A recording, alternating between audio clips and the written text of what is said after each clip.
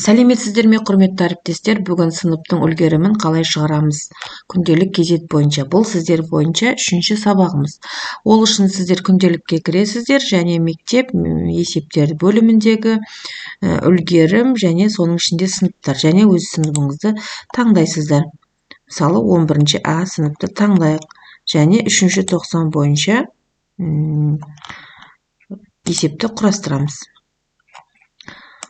Сол кезде бізге осындай бет шығады. Бұл жерде баланың үлгерімі, қанша үздік бар, қанша төрттік бар, бәрі көрініп тұрады. Міне сынып жетекшісінің кім екені, бұны экспортқа шығарып аламыз. Және экспортқа шығарғанда біз бұрынғы алдыңғы сабақтарда да осылай айтқанбыз, төмен жағына түседі, соны ашасыздар және да дейсіздер. Сол кезде разрешить деп басасыздар. Разрешитті басқаннан кейін мына жердегі барлық таблицаны қолмен жинап аласыздар. Міне жоғарғы жағында көрсетіліп тұрған графалар тұр ғой, ұяшық дейміз біз. Сол ұяшықтарды бірме-бір жинайсыздар. Себебі бұл үлкен болып түскендіктен сендердің печатьқа шыққанда көп болып кетуі осы жерде. Осыны жинап болған соң, міне классының аты, бәрі жазылып тұр, қанша процент екенін бірінші көріп аламыз, бәрі шығып тұр. Енді бұны файл печатьқа жібересіздер.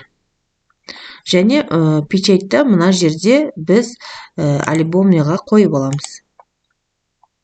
Альбомныйға қойғанда, міне қыздар 5 бет болды. Біз өзімізді параметріміз бойынша бұл жердегі жаңағы масштабты кішірейтеміз. 2 бет болу үшін 80-ге қойып көрейік. 4 бет болды. Оны тағы да кішірейтеміз. 60-ға келтірейік. Окей. 3 бет болды. Енді бұл жерде тағы кішірейтсеңіздер 45 қылып көрейін. 2 бетке келді. Осы 2 бетті сіздер печать етіп шығарасыздар.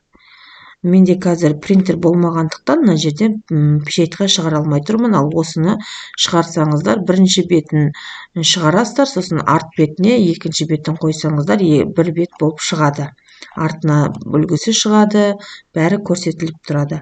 Егер менің осы түсіріп жатырған видеом сіздерге ұнап жатса, менің каналыма тіркеліңіздер, комментарий жазыңыздар. Келесі сабағымда көріскенше сау саламат болыңыздар.